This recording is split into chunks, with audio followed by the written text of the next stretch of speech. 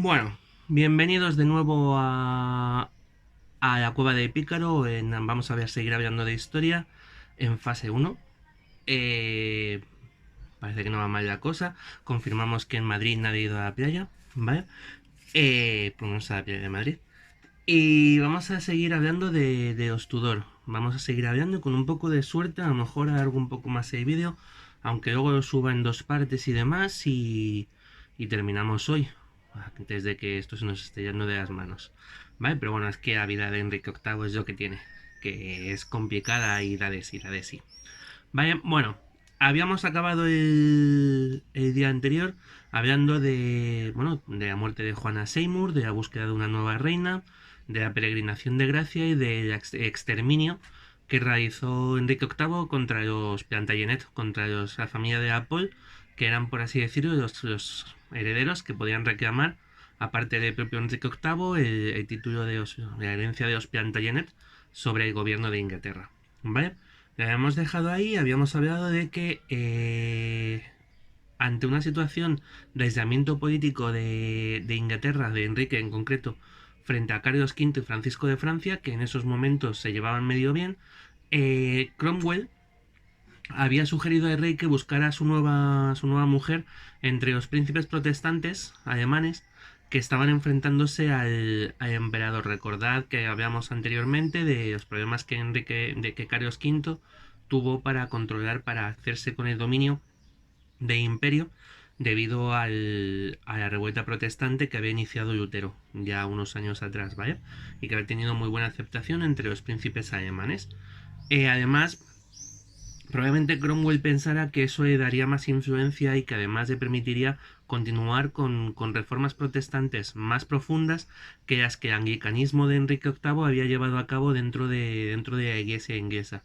Insisto, que el anglicanismo de Enrique VIII no dejaba de ser el catolicismo sin el Papa, en cuanto a figuras, en cuanto a procedimientos, en cuanto a ceremonia, en cuanto a todo. ¿Vale? Entonces, bueno, pues puestos a mirar, depuraron posibles alianzas.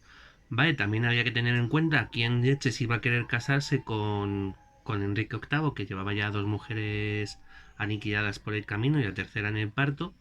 ¿Vale? Pero bueno, los ojos de Cromwell se pusieron en uno de los principados en unos principados alemanes, en Kieveris, ¿vale? Era el ducado de Kieveris, cuyo príncipe, Guillermo de Mark, era, bueno, duque de Kieveris, era un ferviente protestante, enemigo del emperador, y tenía dos hermanas, las dos solteras, cuya tutela había recaído en él después de la muerte de su padre, el duque Juan III de Kieveris, ¿vale?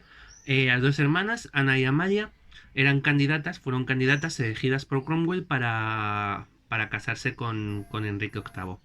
Lo que hizo Enrique, como en aquellas épocas no había Instagram, ni había YouTube, ni Badoo, ni nada de esto, para poder conocerse rapidito, para poder tener una cita, fue enviar a su pintor de cámara, a Hans Holbein, ¿vale? Envió a Hans Holbein a Kiev, a Kieveris, para que hiciera retratos de Ana y de Amalia, ¿vale? Y basándose en esos retratos y en las descripciones que hizo Cromwell, que viajó con Holbein de las dos princesas, Enrique eligió casarse con Ana de Cleves, ¿vale?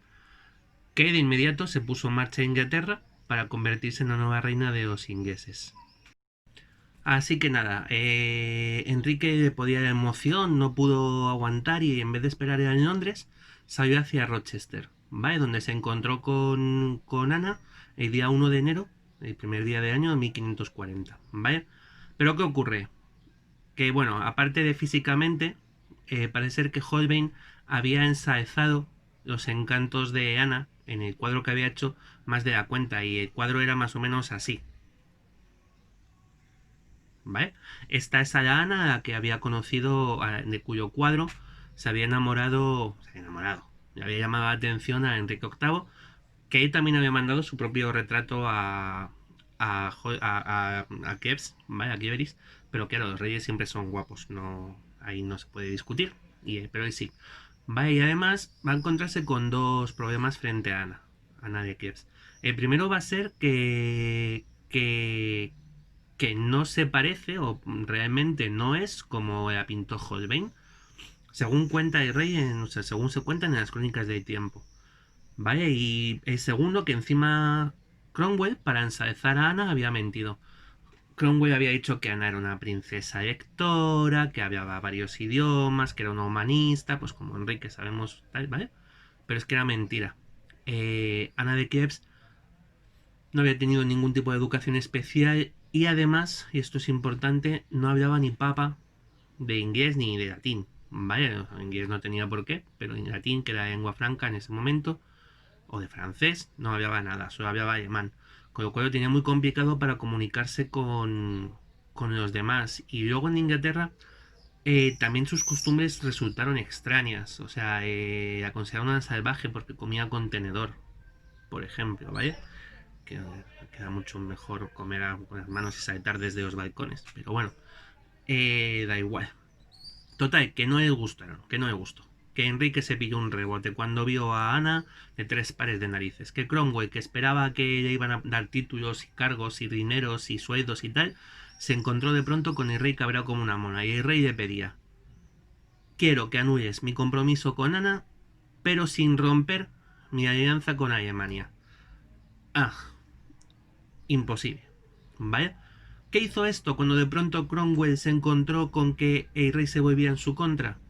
Que el trabajo de Cromwell, la forma de actuar que había tenido Cromwell en Inglaterra, hizo que hubiera ido dejando muchos enemigos detrás, hubiera hecho muy pocos amigos.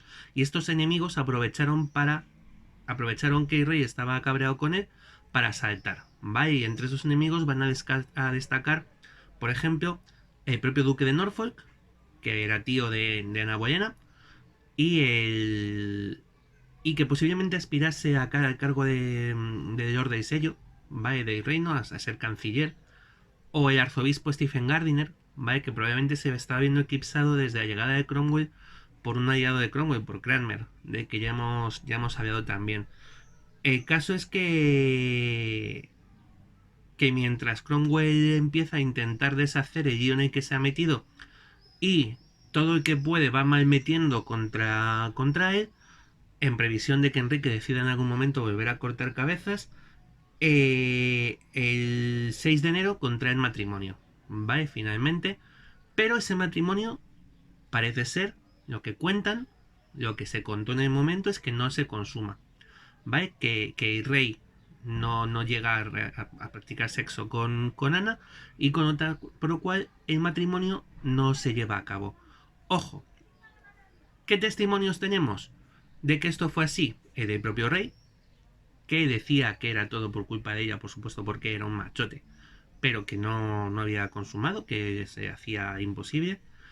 El de Ana, que en un momento determinado dijo: yo, ni con un palo, a mí este señor no me ha tocado, porque era quizá la forma más segura de no perder la cabeza, ¿vale?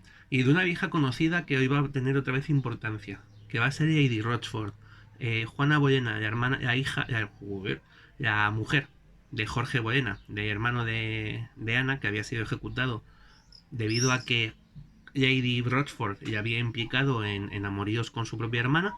Pues Lady Rochford, que va a ser una de las damas de Ana de Kiev, también va a certificar que este procedimiento, que esta consumación del matrimonio no se había producido. De modo que el matrimonio en un momento determinado podría ser invalidado, ¿vale? Por la iglesia, cuya cabeza era Enrique, con lo cual tampoco había mucho más problema. Y Ana podría tomar otro camino y Enrique suyo en el momento en que esto se decidiera así, ¿vale? Pero quedaba... ¿por qué no se hizo de inmediato? Pues por el problema alemán. Como igual que no se rechazó a Catalina por su alianza, su familiaridad con Carlos V, con el imperio, aquí divorciarse al bruto de Ana de Kiev supondría también echarse encima de los principados alemanes, que eran probablemente los únicos aliados que podría buscar Enrique en Europa. De todas formas, no fue más que una cuestión de tiempo. Hasta las narices ya de Cromwell, el rey ordenó que lo detuvieran el 10 de junio de ese mismo año, de 1540, dado que había sido incapaz de buscar una solución a su matrimonio. Y la solución fue muy fácil, porque 2 semanas después de que Cromwell entrara en prisión, en la Torre de Londres, recordemos, donde Cromwell había mandado a Ana Bolena, a Tomás Moro, a John Fisher, ¿vale? A mucha gente, que es un poco de karma, ¿vale? Es como que, muy bien, pues te vas con ellos, ¿vale? Encerraron a Cromwell en la Torre de Londres y 2 semanas después, los enviados del propio rey, el propio rey envió un grupo de personas a hablar con Ana y a plantear la nulidad de su matrimonio, arguyendo que ésta tenía un contrato previo de matrimonio con Francisco de Lorena, con uno de los nobles del momento, ¿vale? Con lo cual su matrimonio no era válido. Ana afirmó, dijo, sí señores, yo estaba comprometida, mi matrimonio no es válido. Entendamos la situación de Ana de Cleves en esa corte con los antecedentes que tenía Enrique, ¿vale? Ana dijo, mira, lo que tú quieras. Yo estoy muy contenta, me gusta cómo me queda el cuello y no quiero perderlo, ¿vale? Así que Ana accedió a no protestar. Hizo todo aquello que no había hecho Catalina de Aragón, por ejemplo. Que no soy reina, no soy reina. Que no soy tu mujer, no soy tu mujer, no me importa. También, a ver, claro, no son 15 años de matrimonio, habían sido 4 meses, 5 meses y además, ya os digo, de matrimonio distante. Enrique, y sí que es cierto que Enrique se portó muy bien posteriormente con Ana de Kiev. En premio entiendo a lo fácil que puso el tema de divorcio, ¿vale? No fue de vuelta a Alemania, Ana de Kiev continuaría viviendo en Inglaterra, tuvo posesiones, le dieron casas, sueldos, bueno, rentas, etcétera, ¿vale? Y además se ganó para siempre el título de cariñosa hermana del rey, ¿vale? Que suena como a querida amiga o tal, pero que bueno, que ahí estaba, ¿no? Y se la trató como si fuera, pues eso, como si hubiera sido una hermana del rey, ¿vale? Y se quedó en Inglaterra viviendo y parece ser que bastante a gusto. Nunca salió de allí, se quedó. Fijaros que podría haber buscado marido, no se casó, hasta donde yo sé ahora mismo. Bueno, pues hizo su vida en Inglaterra de mujer independiente gracias a estas rentas además que había obtenido de divorciarse de Enrique VIII. ¿Vale? ¿Qué ocurre con Cromwell? Pues que no va a durar mucho más. El 28 de julio de 1540, Cromwell es ejecutado en la Torre de Londres, ¿vale? Donde habían sido ejecutados muchas personas enviadas allí por su mano. No quiero dejar pasar este dato un poco de justicia poética, ¿vale? Es que Cromwell no me cae demasiado bien, si no habíais notado. ¿Qué ocurrió además? Alguien tuvo la idea de que era, no sé, de encima, bueno, emborrachar al verdugo, o le pusieron un verdugo que era novato o algo así, porque Cromwell fue condenado a morir por decapitación, ¿vale? Decapitación por hacha. Y le dieron dar como 5 o 6 golpes porque aquellos, bueno, ya se ha pasado a la historia como que fue una masacre. Como que no atinaba, o sea que las pasó muy putas antes de finalmente ser decapitado y morir, a lo cual tampoco, hombre, pues digo, por muy malo que seas, tampoco es eso. ¿Vale? Pero bueno, eran muy jodidos en el siglo XVI, que vamos a hacer. ¿Vale? Así que tenemos a Cromwell muerto, pero lo que el rey no hace es volver a entregar, quizá un poco en detrimento de Norfolk, que esperaba recibir todos esos cargos de Cromwell. El rey lo que hace es dispersarlos. No va a volver nunca a centrar tanto poder en una sola persona. ¿Vale? Y eso no resultó ser una mala idea. ¿Vale? ¿Qué hacía el rey mientras estaban decapitando a Cromwell? Casarse. Sí, por quinta vez. Y sí, muy rápido, ¿vale? ¿Por obra de quién? Pues precisamente de este Norfolk, de este duque de Norfolk, de que estamos hablando, Thomas Howard, tío de Ana Bolena y tío también de esta quinta esposa de Enrique VIII, que va a ser Catherine Howard, Catalina Howard, ¿vale? La rosa sin espinas de Enrique VIII, que la llamaba así, que era un poeta, ¿vale? Catalina Howard tenía 16 años cuando conoció a Enrique VIII y cuando se casó con él, porque pasó muy poco tiempo, ¿vale?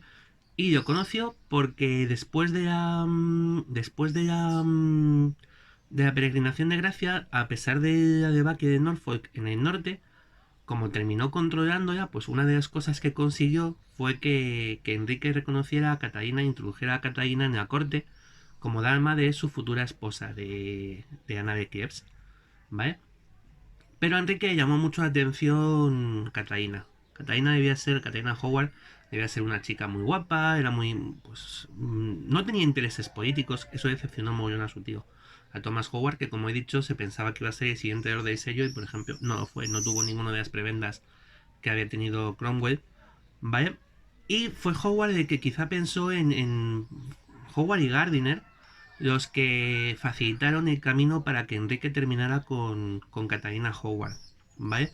Pensando quizá que podían hacer de ella una segunda Ana Bolena y que se iba a encumbrar y a llenar de privilegios en el reino, pero Catalina pasaba bastante de este tema, era como Kim Kardashian, pero en el siglo XVI. Allá importaba estar mona, los modelitos, la ropa, y ser muy guapa, y ser la más cookie de, de la corte, ¿vale? Eh, pero ¿qué ocurrió? Vamos a ver. Que era muy cookie, era la más cookie de la corte, era una reina joven, 16 años, como ya he dicho, Enrique tenía cerca de 50, si no los 50 ya cumplidos, pues estaba achacoso, tenía enfermedades, de joven había tenido un accidente de caza que dejó una cicatriz en la pierna que nunca llegó a terminar de curar de todo y supuraba con bastante frecuencia, por ejemplo, se había quedado cojo, bueno, pues al final tenía obesidad mórbida. Y Ana era muy cook, Ana no, Catalina era muy mona. Y en la corte había un chico que había sido, era el top ten de ese momento, que era Tomás, otro. Tomás Culpeper, que tiene un nombre, un apellido muy gracioso, a mí siempre me ha hecho mucha gracia, no sé por qué. Que además era familiar de alguna forma de Catalina Howard, porque su madre, la madre de Catalina, era Joyce Culpeper, comparten apellido. Vaya, bueno, total, que Thomas Culpeper se había hecho bastante conocido en la corte, pues porque era muy guapo en ese momento y además el propio rey le tenía una alta estima y le había convertido en su ayudante de cámara, lo que significaba que era una de las personas más íntimas del entorno de Enrique, ¿vale? Era el que dormía con él, le vestía por las mañanas, le desnudaba por las noches, ¿vale? Y Catalina y Culpeper van a hacerse tillín, tolón y tulún, ¿vale? Se van a tocar todas las campanas. Pero es que aquí hay una tercera persona que entra en vigor, que entra en escena de nuevo, que cada X tiempo aparece, que vuelve a ser Lady Rochford. Vale, ¿qué papel va a tener Lady Rochford en esto? Va a ser quien permita y facilite los encuentros entre la reina y Thomas Culpeper. ¿Por qué? No tenemos ni puñetera idea de qué le pasó a esta mujer por la cabeza. Porque además ya había visto cómo solucionaba Enrique las cosas a base de hacha. ¿Vale? Entonces no tenemos ni idea de por qué, cuál era el motivo por el que Lady Rochford facilitó este tema de unir a los dos amantes, ¿vale? Porque se está metiendo en un jaleo bastante importante, ¿vale? No sabemos si es que si ponía Culpeper y entonces les dejaba, no sabemos, no sabemos si participaba de los encuentros, si era por odio a Enrique o por cariño a la reina a saber qué pasó en serio. Juana Bolena, Lady Rochford, es uno de los personajes más enigmáticos de toda esta historia porque las cosas que hacen nunca sabemos por qué las hace, pero son siempre súper importantes de cara a cómo van a resultar saliendo las cosas, ya os dije. Acusar de incesto a su hermano fue lo que permitió acabar con los Bolena y ahora va a participar, va a integrarse en estas intrigas, en estas conspiraciones, ¿no? Que tampoco querían matar a nadie, que sepamos, que simplemente se guiaban. Pero facilitó eso, que la reina le pusiera los cuernos al rey, llevando a cabo un acto de traición que se castigaba con la muerte. ¿Vale? Entonces, bueno, pues ahí se metió ya en ese jardín. ¿Vale? Lady Rochford. Y esto va a traer graves consecuencias para los tres, para Culpeper, para Rochford y para Catalina. ¿Por qué? Porque el pasado siempre vuelve. Y el pasado de Catalina era muy turbio. Sí, tenía 16 años cuando Enrique la conoció. Cuando llegó a la corte de Inglaterra era una jovencita, ya, bueno, vamos a ver, era una jovencita que llevaba recorridas millas. Vaya, al parecer, desde muy joven, había sido educada. Había sido dejada al cargo de su abuela, la condesa y la duquesa viuda de Norfolk, Agnes Howard, la madre del duque de Norfolk. Vaya, y esta mujer parecía tener una casa o una residencia de jovencitas chungas, ¿vale? O chungas o con un, bueno, Es que no sabemos muy bien qué pasaban dentro de las paredes de la casa de la duquesa, como se la llamaba, la duquesa viuda, pero es que era todo como muy turbio. Las cosas que se contaron sobre Agnes Howard a raíz de este juicio, de los juicios de Catalina Howard, eran como muy turbios. Ya se reconocía, por ejemplo, que Catalina había tenido un amante cuando era muy joven, un tal Francis Derham, con el que se había comprometido. Pero es que además Francis Derham la mejor idea que tuvo fue cuando supo que Catalina era reina, fue volver a la corte y chantar, bueno, de alguna forma convencerla para que hiciera su secretario personal. No sabemos si la chantajeó o es que Catalina era boba de verdad y quería tenerlo cerca, pero el caso es que acabó convertido en su secretario personal. Pero además sabemos que tuvo sus más y sus menos Catalina con su profesor de música, un tal Henry Manox, pero estamos hablando de una época en la que Catalina tenía 11 años, ¿vale? Y sus más y sus menos incluyen cosas que hoy llevarían a la cárcel a la gente, ¿vale? Entonces estos eran los antecedentes de Catalina Howard y como os digo, esto les terminó estallando en la cara. ¿En parte por qué? Pues la participación de otras de esas personas que la casualidad suele poner en el camino para que estallen en las cosas. Mary Lascelles. Mary Lascelles había sido compañera de Catalina en la casa de la abuelita, en la casa de la duquesa viuda de Norfolk, ¿vale? Y cuando se enteró de que había sido reina, de que Catalina era la nueva reina, su hermano, John Lascelles, intentó convencer a Mary para que fuera y le pidiera que hiciera una de sus damas, ¿no? ¿Vale? Mary le dijo que aquello era Babilonia la Grande, la madre de todas las rameras, y que era fiesta y orgía todas las noches, ¿vale? Con tan mala suerte que John Lascelles, el hermano de Mary, era un predicador y era bastante amigo, tenía bastante cercanía con Thomas Cranmer, ¿vale? Recordemos a Thomas Cranmer, aliado de Cromwell, que se estaba viendo apartado de la corte por la intervención de Howard y de Gardiner, ¿vale? Y de pronto, oh, mira, tengo unos testimonios contra la sobrina de, de Thomas Howard. Vaya, vaya, qué interesante, ¿vale? Eh, Cranmer empieza a investigar, se lo presenta su investigación al rey.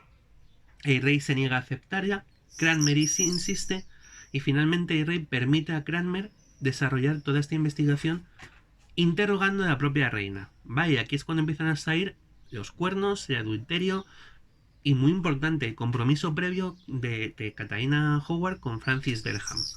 ¿Vale? Al rey se le cruzan los cables porque está hasta las narices de todo este jaleo y lo que hace es que todos a la cárcel. ¿Vale? No, todos. Derham, Culpeper, la duquesa viuda de Norfolk y envía a Catalina mientras se realiza el resto de la investigación a una abadía, a la abadía de Sion, ¿vale? Mientras esto sale a la luz. Pero cuando van saliendo a la luz las cosas, que a veces esto más turbio, ¿vale? Y esto termina con Culpeper decapitado, Derham ejecutado de la forma más cruel que reserva la literatura inglesa, bueno, la legislación inglesa a los traidores, que es el desmembramiento, ahorcamiento, bueno, toda una serie de cosas que acaban en dolor, ¿vale? Y que además se aplicaron todas. Normalmente se conmutaban por decapitación, pero en el caso de Derham no se hizo y aplicaron el correctivo entero. Fue ejecutada también Lady Rochford. En el caso de Lady Rochford ocurre algo muy curioso y es que además se volvió loca en la Torre de Londres. Y no sabemos de nuevo si se volvió loca o se hizo la loca, porque la legislación inglesa de ese momento no permitía ejecutar a los perturbados, ¿vale? A la gente que tenía problemas psicológicos y problemas mentales, ¿vale? Ni corto ni perezoso, Enrique la cambió. Hizo cambiar la ley para permitir que se ejecutara a la gente con problemas mentales y decapitó también a Lady Rochford y a su mujer, a Catalina Howard, también decapitados todos, ¿vale? Todos muertos, salvo la duquesa viuda, que ante las dudas de lo que podría haber planteado o no, y de que además era la madre de uno de los grandes del reino, de Norfolk, que por cierto debió librarse de esto por los puñeteros pelos, se la dejó encerrada en la Torre de Londres hasta que murió 3 años más tarde, en 1545. ¿Vale? Así que nada, nuevo baño de sangre, total party killer. Y Enrique tiene preparado una nueva guerra y un nuevo matrimonio. Pero eso lo vemos en otro capitulito. Voy a seguir grabando, pero lo subo aparte, ¿vale? Venga, chicos, nos vemos.